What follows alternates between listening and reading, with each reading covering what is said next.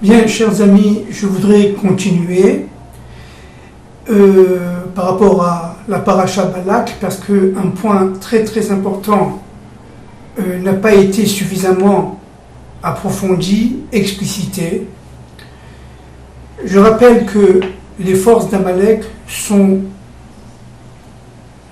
concrétisées par deux forces, deux personnages. Un personnage Balak, force matérielle, un personnage Bilam ou Balaam, force spirituelle. Et qu'ensemble, ils forment cette redoutable force qui s'appelle Amalek, qui est ennemi juré d'Israël, donc ennemi juré du Dieu un. Son but étant, je répète, mais nous le verrons plus tard aussi, plus profondément, de séparer le nom de Dieu, Yud et Vav et d'en faire véritablement, si vous voulez, une réalité qui est une réalité extérieure à notre monde. Maintenant, ce qui est très très important de comprendre, c'est que les Rachamim m'ont posé la question, pourquoi la paracha s'appelle Balak? Vous savez qu'il y a 5 parachutes qui portent des noms, disons, de famille.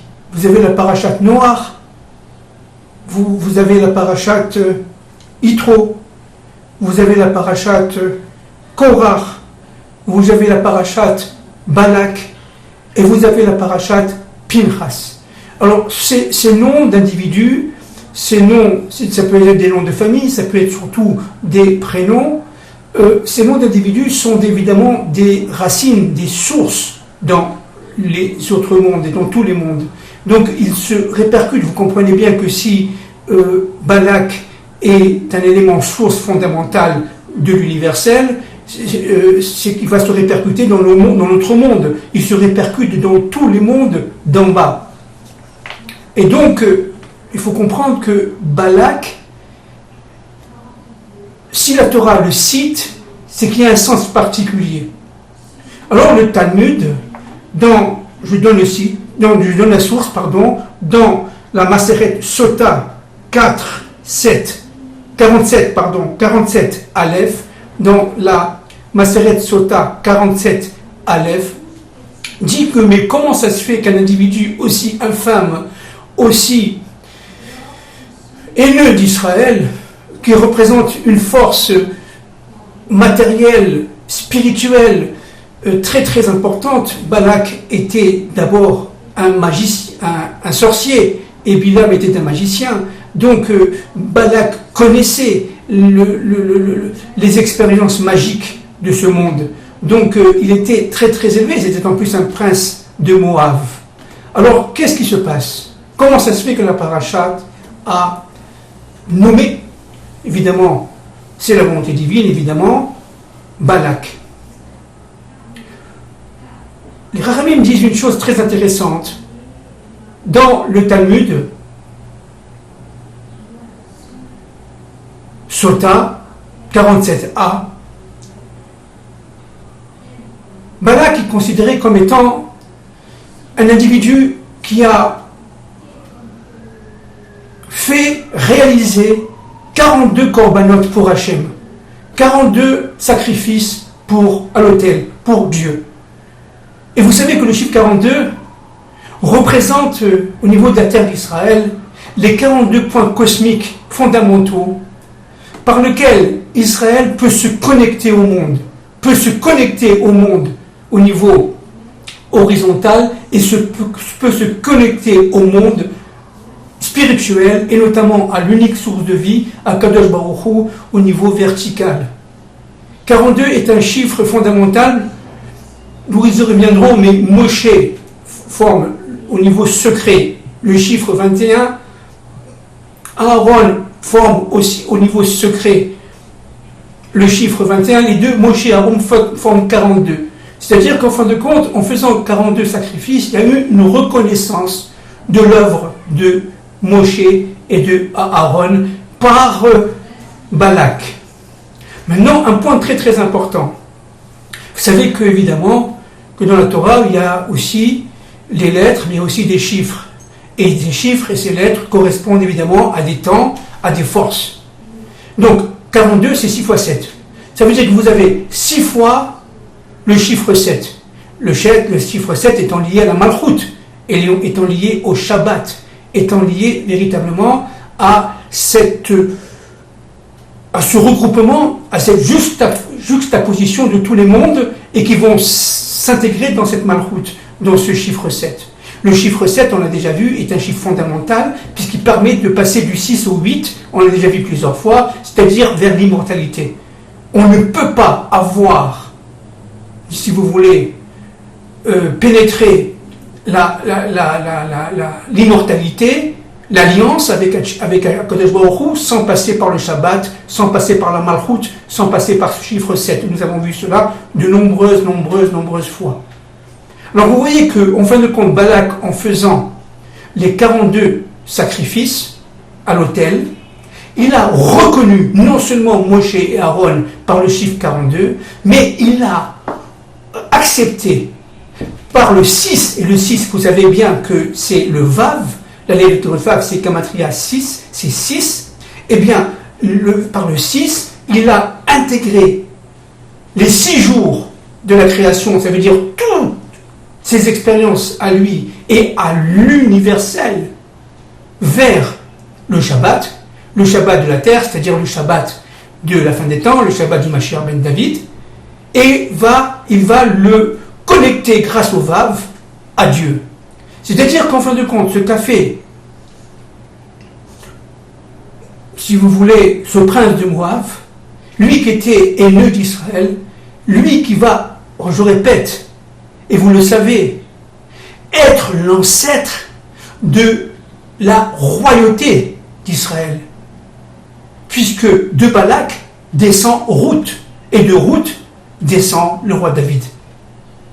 Donc, si vous voulez, cette racine Balak, et c'est l'universel qui va haïr, si vous voulez, Israël, et qui va tout simplement le reconnaître comme étant le peuple de connexion, le peuple Vav, si vous voulez, dans le territoire, dans la terre d'Israël. Alors, je répète, en faisant les 42 sacrifices, Balak va d'abord reconnaître les 42 points cosmiques de la terre d'Israël. Ça veut dire qu'il va reconnaître Israël en tant que terre sainte, uniforme, totale, complète, globale, sans aucune séparation. Il n'y aura pas de territoire occupé ou je ne sais pas quoi à ce moment-là. Il va reconnaître l'ensemble de la terre d'Israël comme un tout globalisé et globalisant. Puis, il va reconnaître le travail de Moshe et de Aaron par le 42. Et il va, une fois avoir reconnu la terre d'Israël et le travail de Moshe et de Aaron, alors l'universel, représenté par Balak, va pouvoir se raccrocher, va pouvoir s'intégrer dans le plan divin, reconnaître Israël, reconnaître la Malchut par le Shabbat universel de la fin de l'histoire, et donc devenir lui-même une sorte de Vav, de point de connexion, de point de, si vous voulez, de ralliement, de lien entre les différentes périodes d'histoire de l'universel vers Israël pour atteindre la royauté de Dieu, pour atteindre l'unité. Et ça, c'est très très très important. Il ne peut pas y avoir si vous voulez, de reconnaissance des nations sans Balak. Balak représente, lui, la descente des nations par rapport à Israël, évidemment, la descente des nations vers l'obscurité la plus totale, l'utilisation des forces magiques, l'utilisation des forces armées, militaires. Il se prend conscience, Balak, que Israël devient très fort lorsqu'il va rentrer sur sa terre.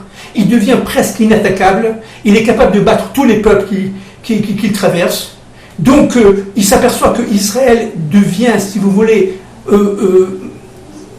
regroupe les forces de Oz Leamoïten, comme on dit en hébreu, c'est-à-dire la Simcha, c'est la force, si vous voulez, la force de l'âme, la force de la spiritualité, et le Sasson, la force de la matière, À partir de ce moment-là, Balak a compris qu'on ne peut plus gagner contre Israël. On ne peut plus le vaincre, on ne peut plus le détruire. Et là, il va donc reconnaître le plan de Dieu. Et ça, c'est cette force-là de reconnaissance de la haine à l'amour, de la haine à la reconnaissance qui est représentée par Balak. C'est pour ça que cette paracha s'appelle Balak. Balak, pour finir, est un individu clé du plan de Dieu.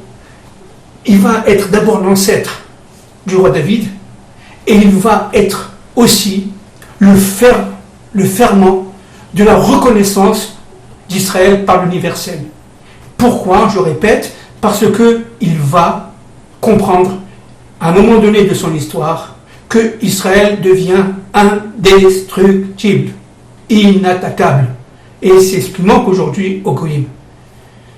Maintenant, nous allons, si vous voulez, continuer le texte.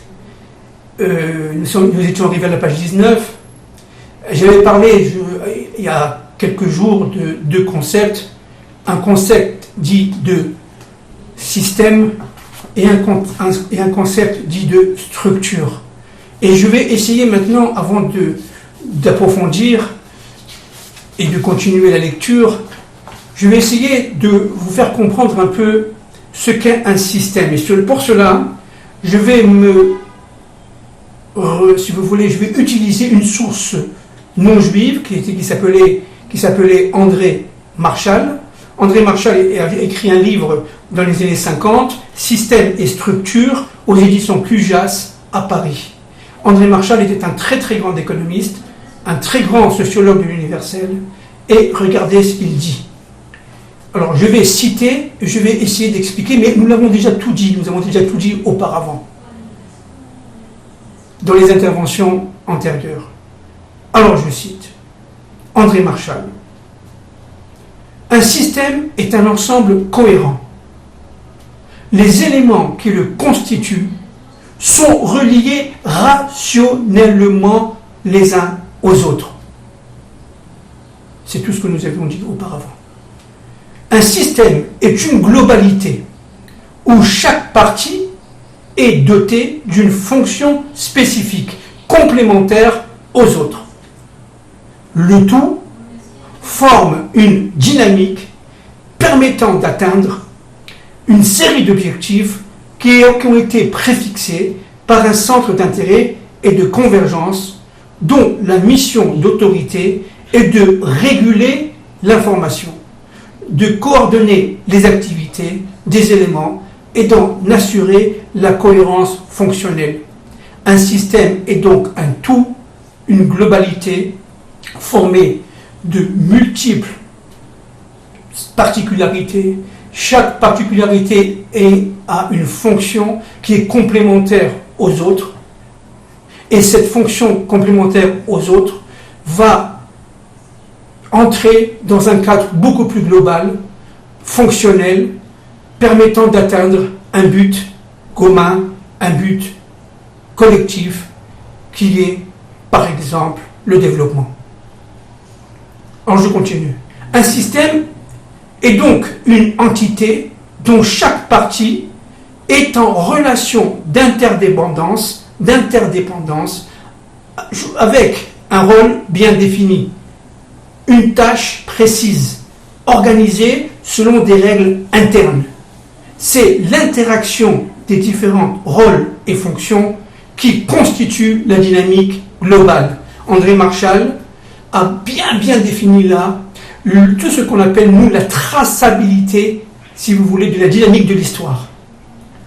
Cette interaction permanente est orientée vers la réalisation d'objectifs.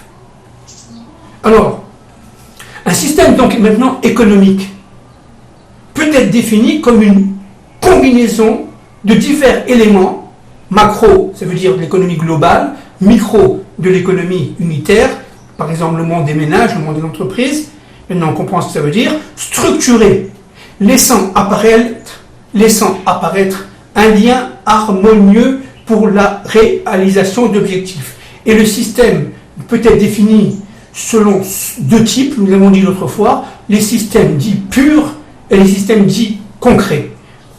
les systèmes dits purs et les systèmes dits concrets. Alors, qu'est-ce que c'est qu'un système pur? Alors, un système pur est un schéma global dont les parties, dit M. André Marchal, dans son livre Système et structure, édition Cujas, Paris, dont les parties s'attachent à dégager les traits prédominants d'une réalité économique. On distingue 3 composantes théoriques, ça c'est très très important, parce que bientôt nous allons parler du marxisme. Écoutez-moi bien ça s'il vous plaît, c'est très important. On distingue généralement 3 composantes théoriques: les institutions, c'est-à-dire l'ensemble des règles et coutumes en vigueur au sein d'une société donnée; les techniques, application des connaissances à l'activité productive; et les psychologies, c'est-à-dire les mobiles qui poussent les acteurs de la vie économique à définir un comportement.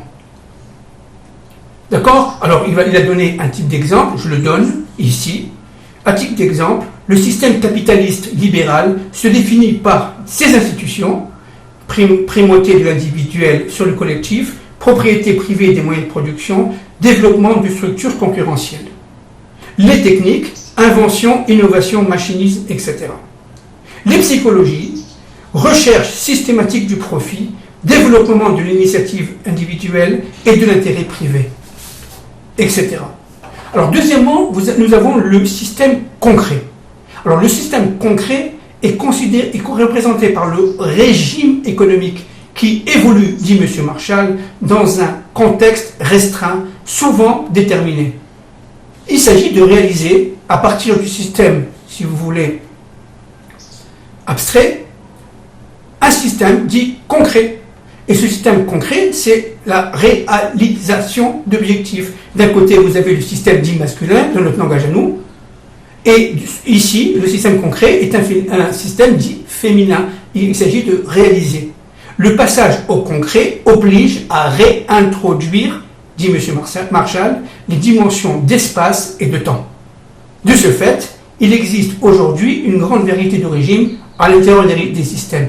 Les régimes libéraux, les régimes post-libéraux, les régimes capitalistes à économie ouverte, etc., etc. Vous avez même les régimes socialistes, le régime qui se dit communiste, les régimes qui se dit féodaux, etc. Nous avons à l'intérieur d'un système de très nombreux régimes. Les systèmes concrets peuvent être classés selon leur structure interne, la structure des relations avec les autres et du degré de domination. Par exemple, comment sont combinés les facteurs de production? Comment qu'un pays hautement industrialisé, grâce à la concrétisation de ses forces dans une entreprise, dans le monde des entreprises, va produire pour le plus grand nombre, va, si vous voulez, entre guillemets, procurer une sorte de société de consommation. Et donc, si vous voulez, les économistes vont parler de 2 points fondamentaux. Le premier point, c'est les relations avec les autres, et l'économiste américain qui est très connu, Kindleberger, dans les années 50, avait bien présenté les différents stades de développement d'une économie. Et vous avez ce qu'on appelle le degré de domination. Alors pour finir, François Pérou est un économiste français des années 50, dans une étude sur la cause de l'asymétrie, les causes de l'asymétrie et de la dissymétrie dans la vie économique, soutient que le pays dominant est celui qui exerce sur les autres dominés une influence unilatérale et également irréversible. Cette influence tiendrait à 3 causes: ses dimensions, sa force contractuelle et la nature de ses activités. Alors pourquoi c'est très très important de dire cela? Parce que d'abord ça réunit au niveau des nations tout ce que nous avons dit à ce niveau-là, au niveau de la Torah. Le plan de Dieu se veut d'abord être un souffle des forces spirituelles sous la forme d'un système, disons, pur, abstrait, qu'il importe, nous, de concrétiser. Et ce sont les formes de réalisation, les formes féminines qui vont le concrétiser. C'est ce qu'on appelle, n'est-ce pas, par la concrétisation de ces forces-là, la malchoute. La malchoute, c'est-à-dire notre monde, le 7e degré des sphirotes, qui nous permet de réaliser l'ensemble des systèmes qui viennent des autres mondes et qui se rallient et qui se ramifient dans un système humain dans notre monde à nous, plus ou moins compréhensible et plus ou moins parfait. Et ça, c'est encore une fois très très intéressant. Maintenant, regardons un peu au niveau des systèmes concrets. Nous avons donc un premier système qui est arrivé dans l'histoire au XVIIIe siècle. Je parle de l'histoire moderne évidemment. J'en ai déjà parlé antérieurement. Le système dit libéral. Alors vous avez, par exemple, Adam Smith, je l'ai déjà dit plusieurs fois, on peut dire le père de l'économie libérale, anglais, 1766, c'est à ce moment-là qu'il a écrit son livre sur la richesse des nations, j'ai déjà dit plusieurs fois, et lui introduisait la présence de Dieu sur terre. Pour lui, l'idée spirituelle est incluse dans le plan de l'histoire économique et sociale. Dieu est intervenant pleinement dans la vie économique et sociale. C'est lui qui va réguler les forces du marché, par exemple. C'est ce qu'il appelait, j'ai déjà dit plusieurs fois, la main invisible. Nous sommes encore au XVIIIe siècle, dans un monde, si vous voulez, chrétien, protestant, Adam Smith était protestant, dans un monde baigné, si vous voulez, de spiritualité. Nous ne sommes pas, comme j'ai dit les autres fois, du 19e siècle, on le verra la prochaine fois, avec Karl Marx et avec les pré-marxistes et les post-marxistes, nous ne sommes pas dans le monde scientiste, positiviste. Nous sommes dans le monde où la réflexion économique se fonde sur la participation de l'homme avec le Créateur. Nous sommes dans un monde protestant ou juif à ce moment-là. Et ça, c'est un point fondamental. Il est absolument inconcevable pour un homme comme Adam Smith de vivre sans la présence de Dieu dans ses mécanismes économiques, dans les mécanismes de marché. S'il y a, si vous voulez, des forces qui sont des forces extrêmes qui vont dénaturer la structure des marchés, alors Dieu intervient dans l'histoire, cette main invisible va réguler les espaces, va réguler les contraires et va restreindre les écarts et les extrêmes et va empêcher les crises économiques. Laissons faire, laissons passer, il y a Dieu derrière tout ça, si vous voulez. Voilà. Maintenant, un autre point très important, la révolution industrielle va se coupler avec la révolution politique, notamment la révolution française. Cette révolution française va chercher à couper, j'ai déjà dit plusieurs fois, l'interdépendance de Dieu et de l'histoire du monde.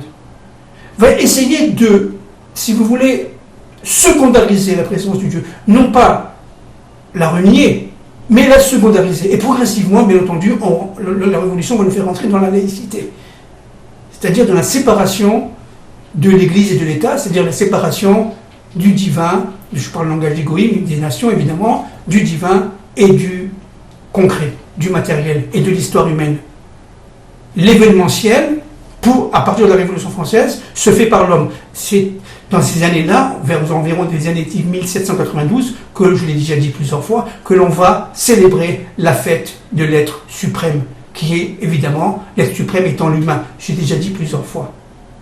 Et à partir de ce moment-là, si vous voulez, c'est la dégringolade spirituelle des nations. Les nations vont tomber, si vous voulez, progressivement dans les forces dites de Balak. Non, vous comprenez.